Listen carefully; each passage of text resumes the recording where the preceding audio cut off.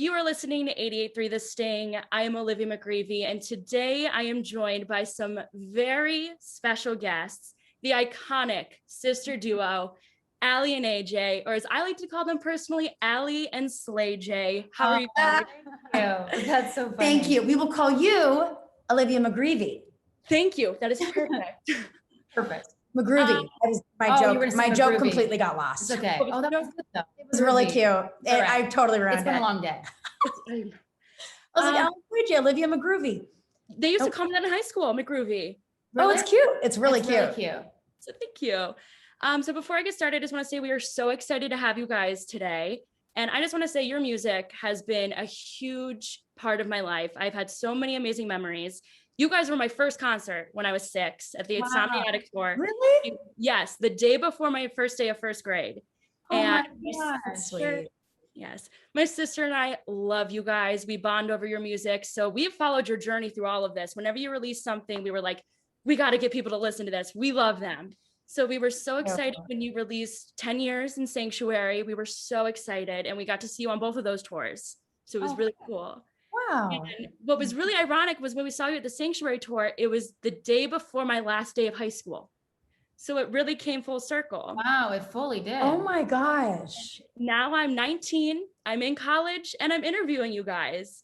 So that's crazy. Wow. That's pretty sweet. That's really rad.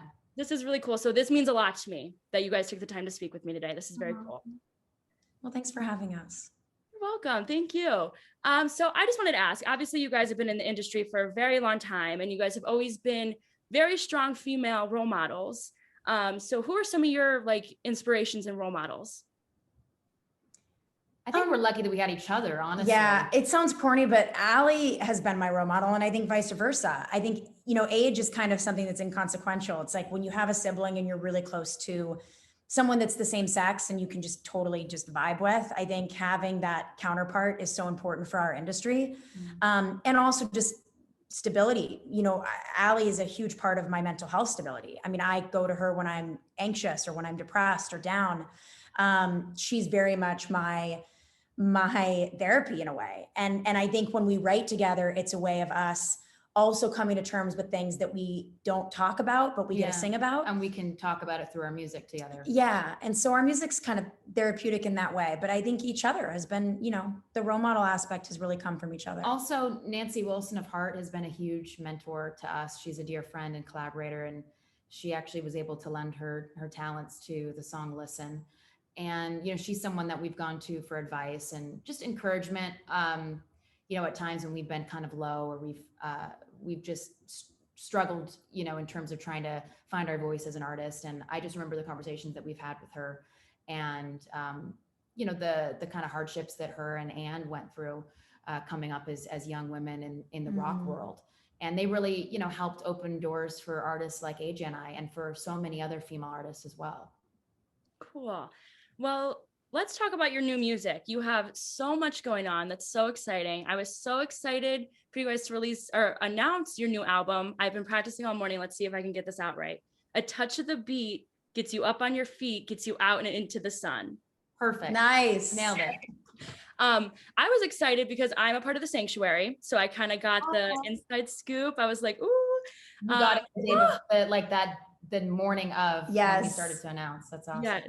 I saw that and I was like, yes. So that will be out May 7th. And this is the first full-length album that you guys put out since 2007, right? That's right. Yeah. Like full body of work. Yeah. It's a 12-song record. We actually have a really cool, you will know because you're a Sanctuary fan club member, but we recently announced, along with the May 7th announce date, that we're going to be performing our first big live show of the year that really represents and showcases the entire album front to back. And that'll be in the order of the record, which is also really, I think, neat. And we also have a deluxe record that will be coming out later in the year, which will have extra songs on it. We were kind of surprised, I think, by how inspired we were with the songs that we wrote and the fact that we wanted to share pretty much all of them that we produced, which is not the usual for us. So we felt like we wanted to be able to give that to the fans with the deluxe album. Cool. Well, I'm really looking forward to hearing it. I've loved all the singles you guys have put out recently. I really loved the transition that you guys had, because you guys really started off kind of as like pop rock, you know, in the 2000s, and the alternative vibe now is really amazing. But back to the album really quick. Can I just ask, if you don't mind me asking, what inspired the title of the album? So one of the tracks off the record is called Don't Need Nothing. And the main hook, the main phrase in the chorus is a touch of the beat gets you up on your feet, gets you out and then into the sun. And it's kind of like a chanted part. Yeah. And we just loved it. I don't know, from like day one, we just connected to that so much. And we kept tossing around ideas for the album, and that one just felt right. And we sat with it for many months, and we never really looked back from that moment on. It was also one of the first songs that we wrote that really signified that we had a great group of songs that would lead the pack for the album. And one of those songs was Don't Need Nothing. Very cool. I really liked the color story you guys have going on for the album. It kind of reminded me of like a sunset or a sunrise.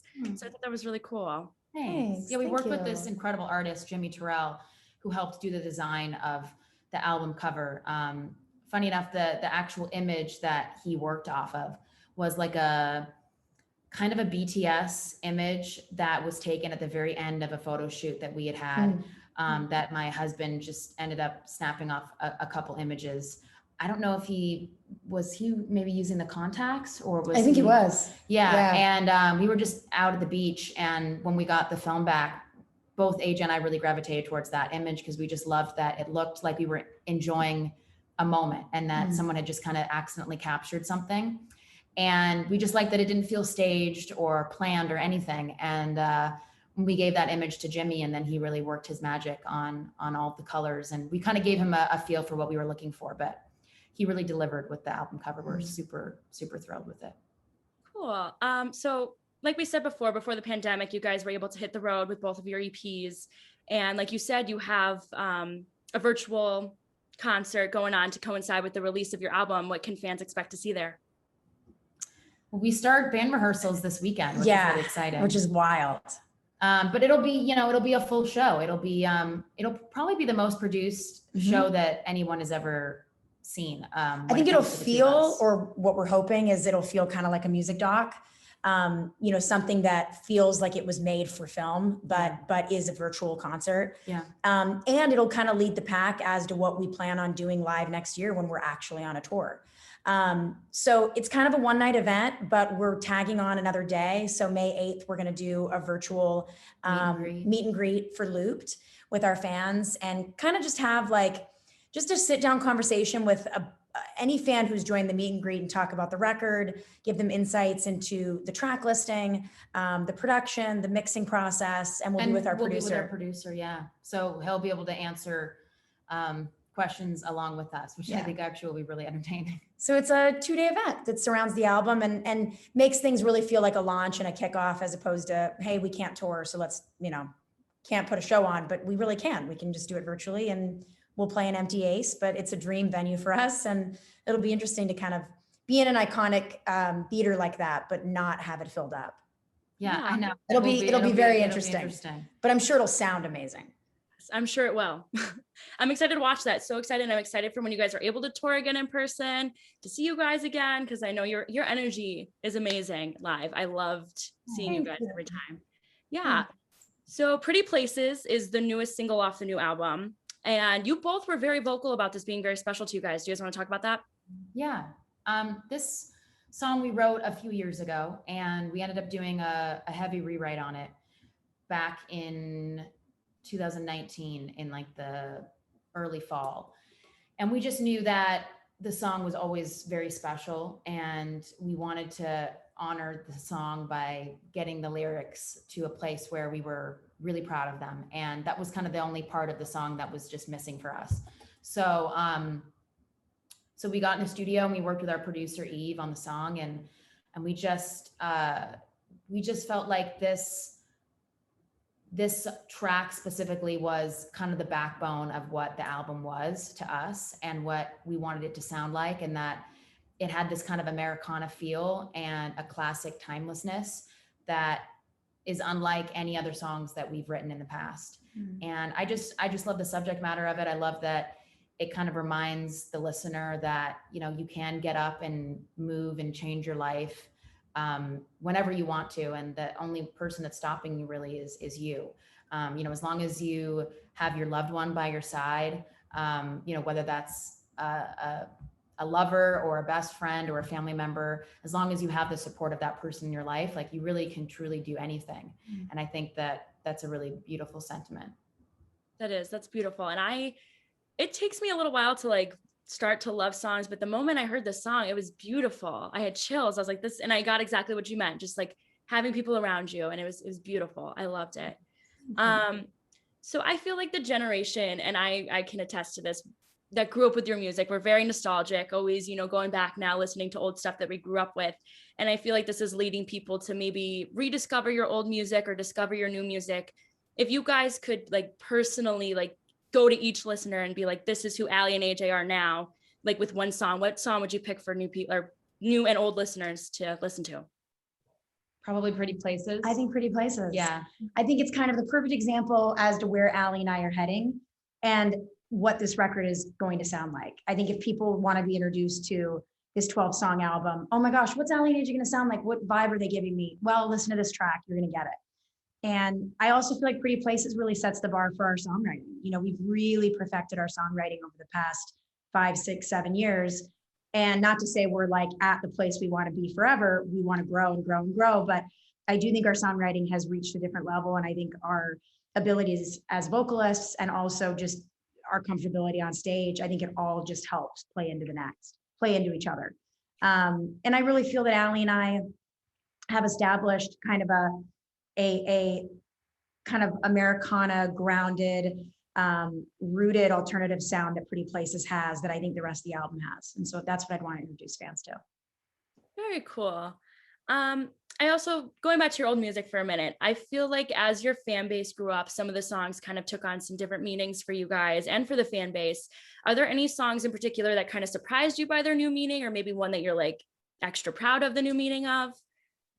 I think songs like No One and Into the Rush have very special meanings for a lot of our fans, especially for fans that were listening to those songs when they were maybe closeted or hadn't come out to their parents yet, or even, you know, to their community.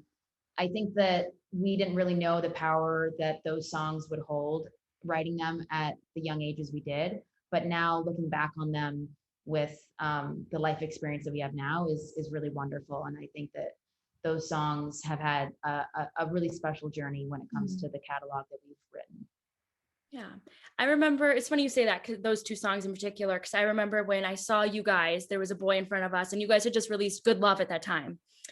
And I remember we started talking to him and he said in particular that those songs really helped his journey. And I had never thought of it that way. And it was really, really cool to see that. It was really cool. So. Yeah, it's really special when we get to hear personal stories from our fans about how the music either, you know, helped them in a dark time or made them feel like they were their most authentic self. You know, those are both huge compliments for us. Yeah. So throughout this past year, you guys released a few singles. Some of them were Joan of Arc on the Dance Floor. You did Slow Dancing, Listen, and all of those had really creative music videos to go along with those. How do you guys come up with your concepts?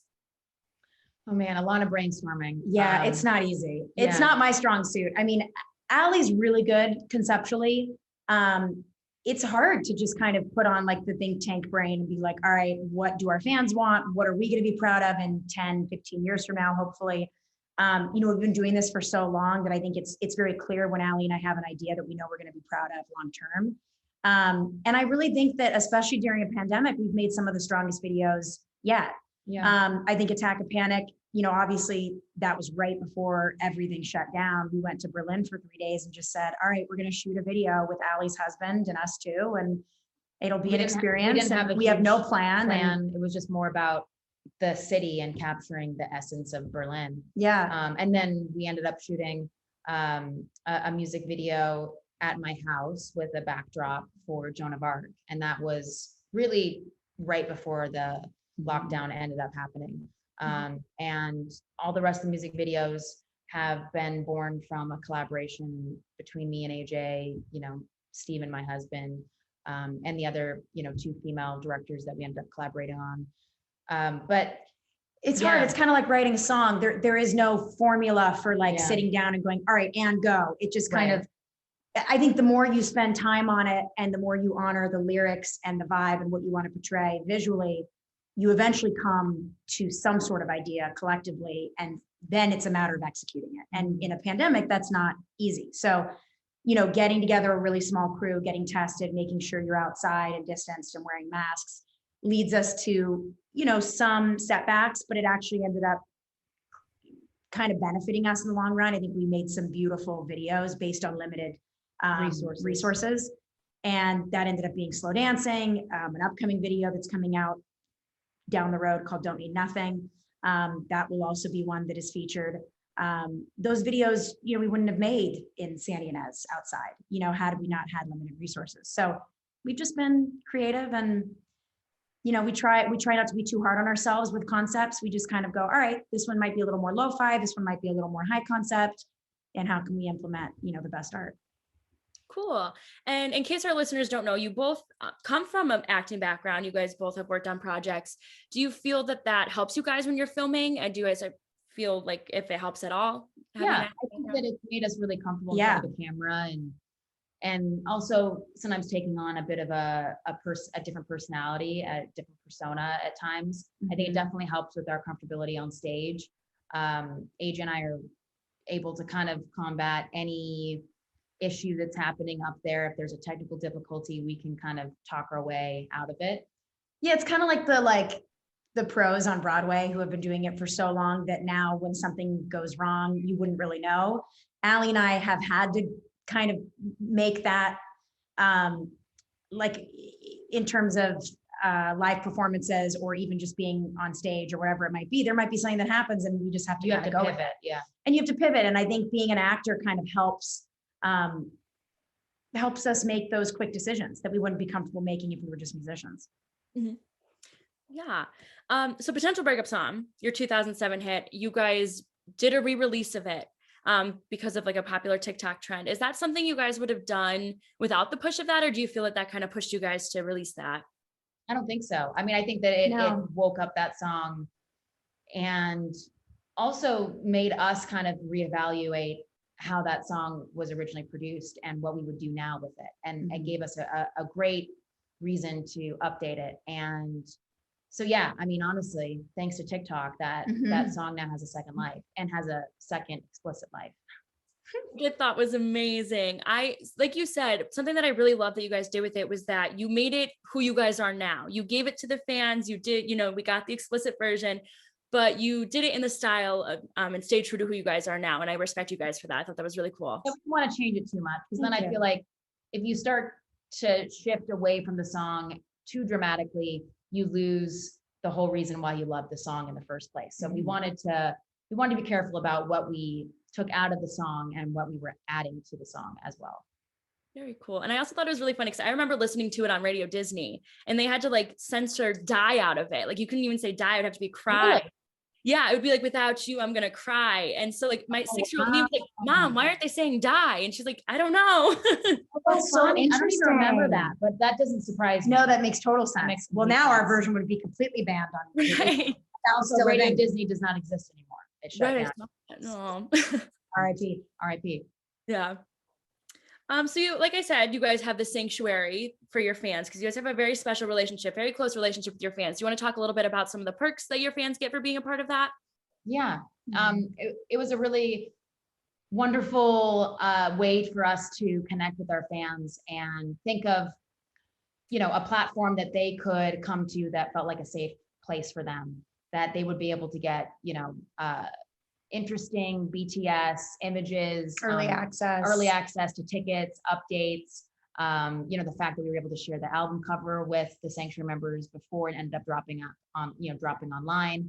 We have really wonderful conversations via live streams with the members. And it's just a great way to be able to kind of connect with the community and to connect with like the mega fans, the fans that have been there since day one, or even the fans that maybe are brand new and, have just hopped on the bandwagon and are looking to get the inside scoop on, all things Aly and AJ. But it was a neat way for us to kind of create a platform that we could also have fun with too, that we could share like our favorite films and movies and the vinyls that we're listening to.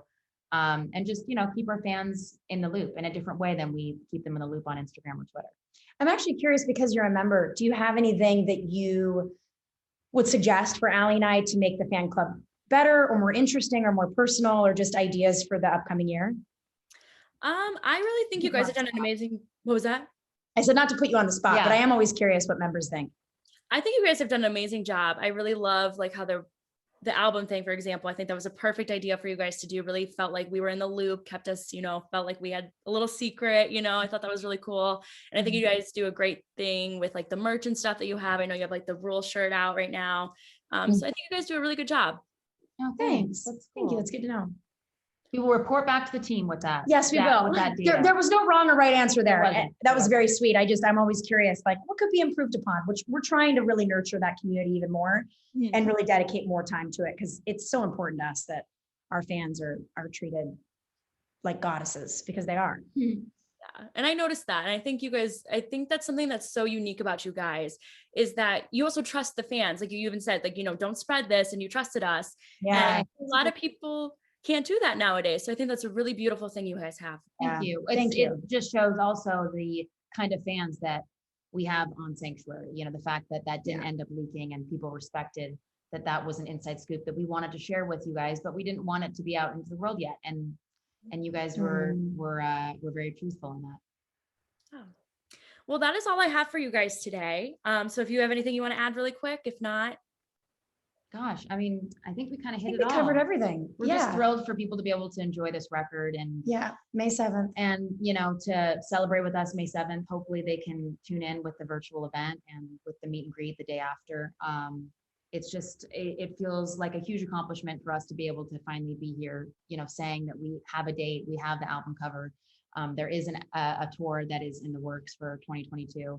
And, we're happy to be making music. This is one of the best parts of our sister friendship relationship journey is, seeing the slow progression along the way, even if it, takes a year and it'll be almost 10 months, this all ends up coming together and being out in the world, but it definitely is worth the wait. Mm-hmm.